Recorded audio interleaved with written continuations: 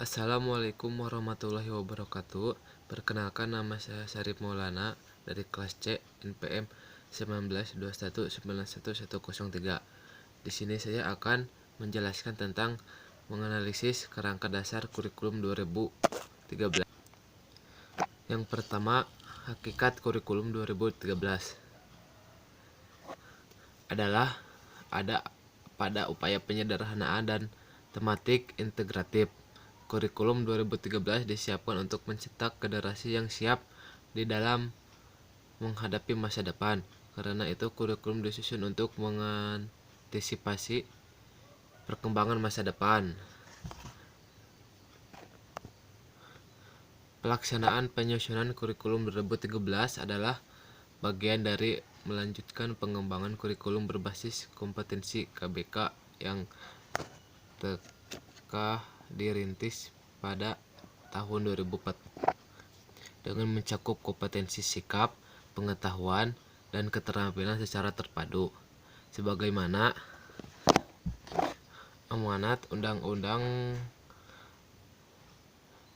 20 tahun 2013 tentang Sistem Pendidikan Nasional pada penjelasan pasal 35, di mana kompetensi lulusan merupakan kualifikasi kemampuan lulusan yang mencakup sikap, pengetahuan, dan keterampilan sesuai dengan standar nasional yang telah disepakati.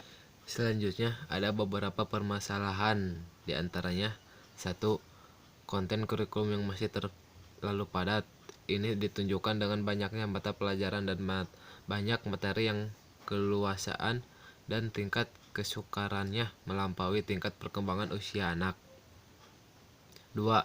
Belum sepenuhnya berbasis kompetensi sesuai dengan tuntunan fungsi dan tujuan pendidikan nasional.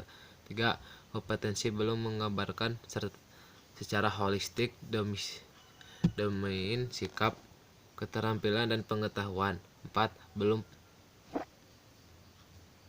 peka dan tanggap terhadap perubahan sosial yang terjadi pada tingkat lokal, nasional, maupun global. 5. Standar proses pembelajaran belum menggambarkan urutan pembelajaran yang rinci sehingga membuka peluang penafsiran yang beraneka ragam dan bertujuan pada pembelajaran yang berpusat pada guru. 6. Standar penilaian belum mengarahkan pada penilaian berbasis komputer, berbasis kompetensi atau proses dan hasil, dan belum secara tegas menuntut adanya remediasi secara berkala. 7. Dengan KTSP, pemerluan dokumen kurikulum yang lebih rinci agar tidak menimbulkan multi tafsir. Selanjutnya B. Landasan kurikulum 2013. Kurikulum 2013 dikembangkan berdasarkan landasan yuridis, landasan filosofis, landasan empiris, dan landasan teoritis. Yang pertama itu landasan yuridis.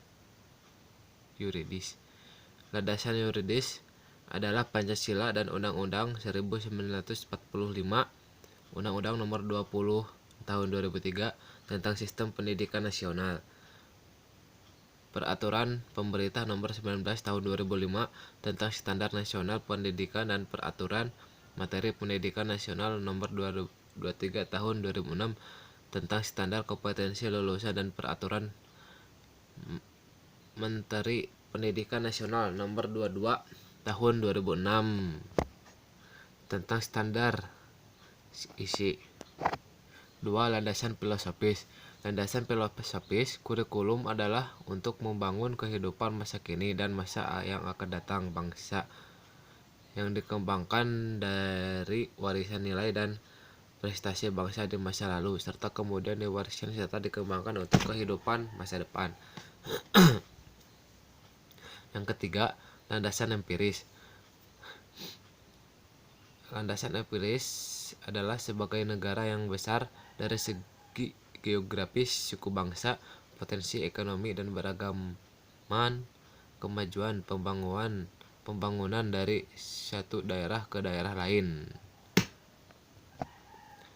Yang keempat, landasan teoritis adalah pendidikan yang menetapkan standar nasional sebagai kualitas minimal warga negara membentuk suatu jenjang pendidikan standar. Selanjutnya, C. Prinsip Kurikulum 2013. Pembelajaran berdasarkan Kurikulum 13 mengacu pada sejumlah prinsip-prinsip pembelajaran seperti yang tertulis pada Permendikbud nomor 22 tahun 2016. Berikut ada prinsip-prinsip adalah: 1. Peserta didik mencari tahu. 2. Pembelajaran berbasis aneka sumber belajar. 3. Pembelajaran berbasis proses untuk menguatkan pendekatan ilmiah. 4. Pembelajaran berbasis kompetensi. 5. Pembelajaran terpadu. 6. Pembelajaran dengan jawaban yang kebenarannya multidimensi. 7. Pembelajaran yang berorientasi pada pengembangan keterampilan aplikatif. Selanjutnya, D. Struktur Kurikulum 13. Tingkat penilaian dari sebuah kurikulum yang berhasil atau tidak adalah di tingkat sekolah dasar. Karena jika pelaksanaan kurikulum di tingkat SD gagal, maka di tingkat SMP dan SMA sudah gagal. Jadi yang paling penting diperbaiki adalah di tingkat SD.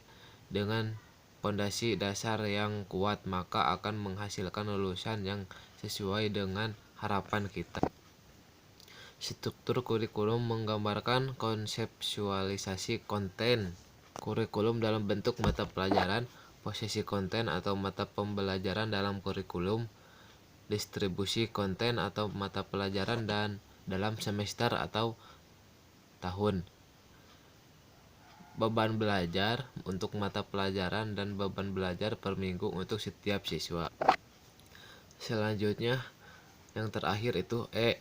Standar Nasional Pendidikan atau BSNP adalah sebuah lembaga independen, mandiri, dan profesional yang memiliki misi untuk mengembangkan, memantau pelaksanaan, dan mengevaluasi pelaksanaan standar nasional pendidikan.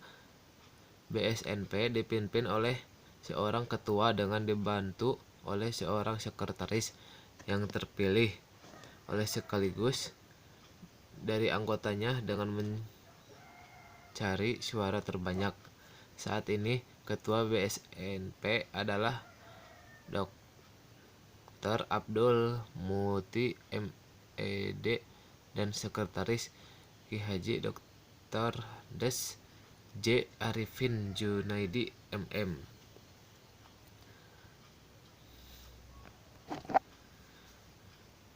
BSNP memiliki tugas penting, yaitu 1. Mengembangkan standar nasional pendidikan. 2. Menyelenggarakan ujian nasional. 3. Memberikan rekomendasi kepada pemerintah serta pemerintah daerah dalam penjaminan dan pengendalian mutu pendidikan. 4. Merumuskan kriteria kelulusan pada satuan pendidikan jenjang pendidikan dasar dan menengah.